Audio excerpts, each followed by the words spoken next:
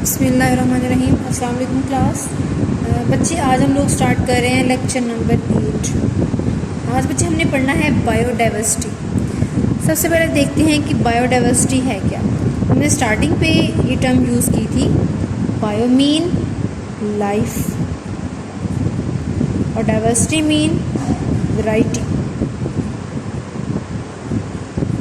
ठीक है, यानी लाइफ के अंदर जो वैरायटी है, अब उसके अंदर लिविंग ऑर्गेनिज्म के अंदर प्लांट्स भी आ सकते हैं, एनिमल्स भी हैं, इंसेक्ट्स भी हैं, कार्निवोर्स हैं, ओमनिवोर्स हैं, प्रोड्यूसर्स हैं, सारे हैं ये बच्चे। ठीक है, अब प्लांट्स में, एनिमल्स में, इन सब के अंदर इस पूरा स्पेस, पूरी दुनिया में जितनी भी इकसाम हैं उन सब को कलेक्टिवली हम कहते हैं ये वैरायटी है, बायोडाइवर्सिटी है लाइफ के अंदर। ठीक है, यानी पूरी दुनिया में जितने भी प्लांट्स हैं, जितने भी एनिमल्स हैं, एनिमल्स में सिर्फ एनिमल्स लाइक ये नहीं हॉर्स, डोंकी, इस तरह नहीं, सारे आ रहे हैं इसमें। फिशेस, फ्रॉग, इंसेक्ट्स, बर्ड्स, सारे एनिमल्स में आ रहे हैं, ह्यूमन बीइंग। ठीक है, जितने भी ऑर्गेनिजम्स हैं सारे के सारे जितने इस दुनिया में पाए जा रहे हैं वो सारे क्या हैं, वो बायोडाइवर्सिटी हैं। ठीक है, अब देखिए बच्चे, जितने भी सारे के सारे प्लांट्स हैं और एनिमल्स हैं,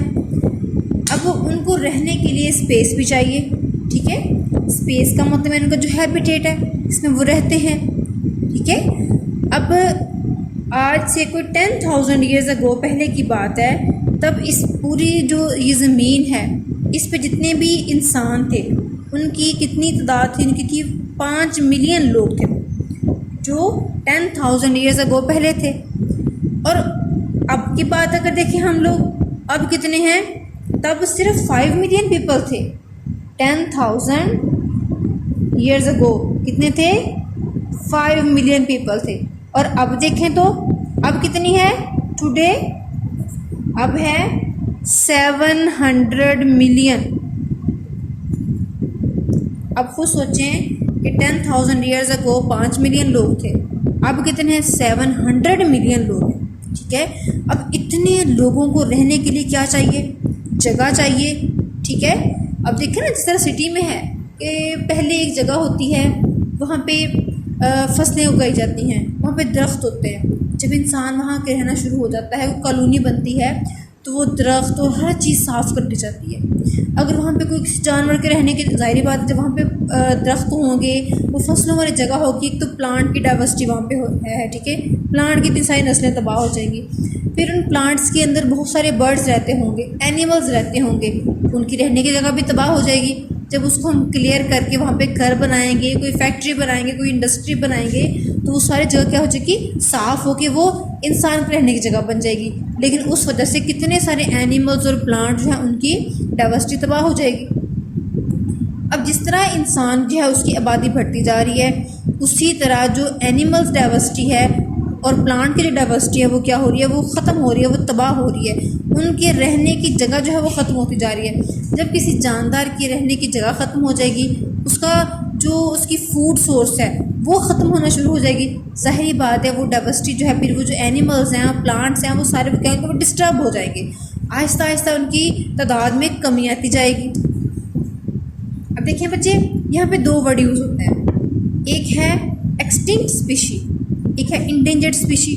ठीक है, स्पीशी का आपको पता है, ठीक है, कि group of organism which can interbreed freely and produce fertile offspring. ठीक है, जो अपने जैसे फर्टाइल ऑफस्प्रिंग पैदा कर सकते हो, उसको हम कहते हैं स्पीशी।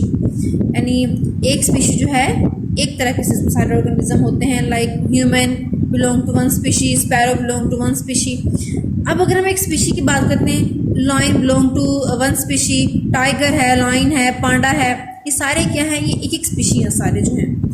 अगर हम एक्सटिंक्ट स्पीशी की बात करते हैं कि एक्सटिंक्ट स्पीशी क्या होती है, देखिए बच्चे, कि a species is called extinct species when there is no doubt that the last individual of that species has died in that ecosystem. कहते हैं कि एक इकोसिस्टम है, जब हमें यकीन हो जाए कि इस इकोसिस्टम के अंदर, फ़र्ज़ करें पाकिस्तान है, अगर हमें यकीन हो जाए कि पाकिस्तान के अंदर जितने भी एलिफेंट थे, जितने भी शेर थे, लायन, वो सारे के सारे मर चुके हैं, कोई एक भी ज़िंदा नहीं रहा, तो हम क्या कहेंगे, पाकिस्तान में एलिफेंट जो है वो एक्सटिंक्ट हो चुका है। ठीक है, यानी कि अगर किसी इकोसिस्टम के अंदर, मैंने पाकिस्तान की आपको एग्जांपल दी है कि अगर पाकिस्तान में हमें, अगर गोजरा में हमें फील हो जाए कि जो एलिफेंट है, या पाकिस्तान की एग्जांपल ले लें कि पाकिस्तान में अगर हो कि पूरे पाकिस्तान के अंदर एक भी एलिफेंट जो है वो ज़िंदा नहीं बचा, तो हम क्या कहेंगे कि एलिफेंट जो है उसकी जो स्पीशी है वो एक्सटिंक्ट हो चुकी है। यानी जब किसी इकोसिस्टम के अंदर कोई एक ऑर्गेनिज्म भी ना बचे उस स्पीशी का, सारे के सारे मर जाए, उसे हम कहेंगे वो है एक्सटिंक्ट स्पीशी। अब बच्चे देखिए, एक वर्ड है, टर्म है इंडेंजर्ड स्पीशी। इंडेंजर्ड भी वैसा ही होता है, लेकिन एक्चुअली इसमें अभी सारे के सारी स्पीशी ख़त्म नहीं हुई होती, ये नियर टू एक्सटिंक्ट होती है। यानी इसमें भी जो जानदार हैं उनकी डेथ बहुत ज़्यादा हो रही होती है, लेकिन उनकी बर्थ रेट जो है वो बहुत कम हो जाता है, डेथ रेट ज़्यादा हो जाता है जब नए बच्चे पैदा नहीं होंगे और जो ऑलरेडी मौजूद ऑर्गेनिजम्स हैं वो मरना शुरू हो जाएंगे। सही सी बात है, फिर वो स्पीशी जो होती है आने वाले चंद सालों में क्या होती है, वो ख़त्म हो जाती है। फिर हम कह सकते हैं कि इंडेंजर्ड स्पीशी वो है, क्या species is called endangered species when it is at risk of extinction in near future. यानी जो आने वाले सालों में, 4 सालों में, 5 सालों में हमें अंदाज़ा हो रहा हो कि ये स्पीशी भी बिल्कुल ख़त्म हो जाएगी, लेकिन अभी ख़त्म ना हुई हो, आने वाले कुछ सालों में ख़त्म होने के करीब हो, तो हम कहेंगे वो क्या है, इंडेंजर्ड स्पीशी। दोनों में ये फ़र्क है, इंडेंजर्ड जो है उसका डेथ रेट ज़्यादा हो जाता है, बर्थ रेट बहुत कम हो जाता है, लेकिन उसकी आने वाले कुछ सालों में ख़तरा होता है कि वो स्पीशी ख़त्म हो जाएगी, उसे हम कहेंगे इंडेंजर्ड स्पीशी। लेकिन जो स्पीशी अब प्रेजेंट टाइम में बिल्कुल ख़त्म हो चुकी है, उसका कोई एक भी इंडिविजुअल ना बचे उस जगह पे, उस इकोसिस्टम के अंदर, तो हम कहेंगे वो क्या है, वो एक्सटिंक्ट स्पीशी है। अब ये सारा होता क्यों है बच्चे, देखें ये फर्स्ट पैराग्राफ में बताया हुआ है कि कंजर्वेशन ऑफ बायोडाइवर्सिटी, हमने आज पढ़ा है कंजर्वेशन कि जो हमारी जो वैरायटी है ऑर्गेनिजम्स की, एनिमल्स की और प्लांट्स की, उसको हमने कैसे बचाना है, कंजर्व कैसे करना है, अगर वो ख़त्म हो रही है उसको हम कैसे बचा सकते हैं।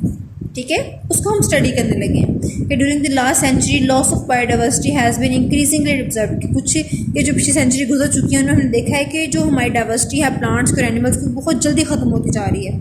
वजह क्या है उसकी, मॉडर्न एरा में due to human action species and ecosystem are threatened, यानी कि उनको थ्रेट किया जा रहा है, उनको वैसे थ्रेट मतलब धमकी देना।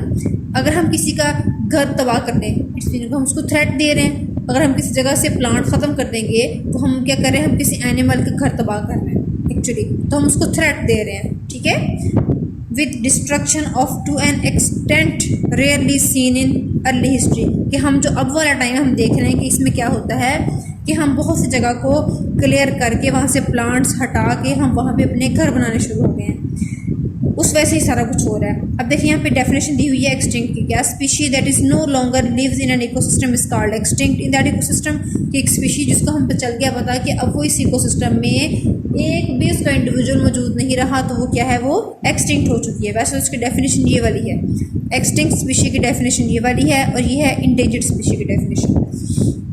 When species of an ecosystem become extinct the stability of ecosystem is harm. अब देखें ना बच्चे, अगर कोई इकोसिस्टम है उसमें हर स्पीशी का अपना अपना रोल होता है, अगर एक स्पीशी वहाँ से मर जाती है, जाहिर सी बात है जो उसकी वजह से वहाँ पे कमी रह जाएगी वो कोई भी पूरा नहीं कर सकता। ठीक है, क्योंकि आपको पता है हर स्पीशी एक टाइम पे प्रे होती है, अगले टाइम में प्रेडेटर होती है, कभी वो खुद किसी का शिकार बन रही है, कभी वो खुद किसी को खा रही है। अगर एक स्पीशी, फर्ज करिए चूहे जो हैं वो बहुत ज़्यादा हो चुके हैं, बिल्लियाँ वहाँ से मर चुकी हैं, अब चूहे क्या करेंगे, चूहे जब बहुत ज़्यादा हो जाएंगे उनको खाने वाला जानवर मर जाएगा, तो चूहों की तादाद बहुत ज़्यादा बढ़ जाएगी, बहुत बढ़ जाएगी, तो उससे क्या होगा, वो हमें नुकसान पहुँचाएंगे, हमारे घरों में, हमारी फसलों में। इसलिए हर स्पीशी का प्रेडेटर और प्रे होना ज़रूरी है। अब देखें फिर इस तरह क्या होगा, जब एक स्पीशी बिल्कुल ख़त्म हो जाएगी तो उसके अगर इस तरह आहिस्ता आहिस्ता और स्पीशीज़ भी ख़त्म होती रहीं तो जो हमारा इकोसिस्टम है वो क्या हो जाएगा, वो कोलैप्स हो जाएगा। कोलैप्स यानी वो तबाह हो जाएगा। ठीक है, कोलैप्स कहते हैं किस चीज़ को, इस तरह गुब्बारा हवा निकाल दो वो क्या हो गया, इकट्ठा सुकड़ गया, कोलैप्स तबाह हो गया मतलब कि। ठीक है, ऐसे हमारा जो इकोसिस्टम है वो तबाह हो जाएगा। Biologist warn that global ecosystem would collapse if biodiversity continues to introduce at same rate. कहता है बायोलॉजिस्ट ये कहते हैं कि अगर हमारे इकोसिस्टम के अंदर जो हमारी डाइवर्सिटी है प्लांट्स और एनिमल्स की इसी तरीके से ख़त्म होती है तो हमारा इकोसिस्टम जो है वो तबाह हो जाएगा। Many plants and animal species have gone extinct इन पाकिस्तान। पाकिस्तान में जो स्पीशीज़ एक्सटिंक्ट हो चुकी हैं उनके एग्जाम्पल बताती हूँ। कौन से एग्जाम्पल है उनकी? एग्जाम्पल जो बहुत सारे कहता कि स्पीशीज़ जो है पाकिस्तान में एक्सटिंक्ट हो जाएंगे, बिल्कुल ख़त्म हो चुकी हैं। उनमें मोस्टली है पांडा। पांडा जो वाइट कलर का था वो भी ख़त्म हो चुका है। इसके अलावा बहुत सी स्पीशीज है जो अब अनकरीब ख़त्म हो चुकी है। जिस तरह एक डोमेस्टिक स्पैरो होती थी जो ब्राउन से कलर की होती थी, वो भी अब बिल्कुल भी ख़त्म हो चुकी है, इन्हें अब की नज़र नहीं आती। अच्छा, इंडेंजर्ड स्पीशीज़ कौन सी हैं पाकिस्तान में जिनके जो आने वाले चंद सालों में ख़त्म होने के करीब हैं? वो ये वाली हैं, लायन है, टाइगर है, एशियाटिक चीता है, इंडियन वन हॉर्न राइनोसोरस जो एक सींग वाला राइनोसोर होता है, स्वैम्प डियर है, इंडियन वाइल्ड आस है, हैंगोल है, ब्लैक बक है। ये जो सारे नीचे डायग्राम्स दी हुई हैं ये वो वाले जानदार हैं जो पाकिस्तान में अब नियर टू एक्सटिंक्ट हैं, यानी इनका डेथ रेट बहुत ज़्यादा बढ़ चुका है, इनका बर्थ रेट बहुत कम है, बच्चे इनके पैदा नहीं होते। और क्यों नहीं होते? क्योंकि इनको प्रॉपर हैबिटेट नहीं मिलता अपना घर बनाने के रहने के लिए। जो इनका हैबिटेट है वो तबाह कर चुके हैं लोग, वहाँ पे वो कोई इंडस्ट्री लगा रहा है, कोई घर बना रहा है, कुछ कर रहा है, उनको हैबिटेट नहीं मिलता, जिसकी वजह से क्या है, इनका फिर बर्थ रेट बहुत कम है। और जो प्रेजेंट है इनकी जो स्पीशी के मेंबर्स वो ख़त्म होते जा रहे हैं। फ़िलहाल ये इंडेंजर्ड है, नियर टू एक्सटिंक्ट है, आइंदा आने वाले सालों में ख़त्म होने वाले हैं, लेकिन अभी एक्सटिंक्ट नहीं हुए। एक्सटिंक्ट ये हो जाए, ठीक है। ये आप लोगों ने याद करना है कि बायोडाइवर्सिटी की कंजर्वेशन क्यों ज़रूरी है।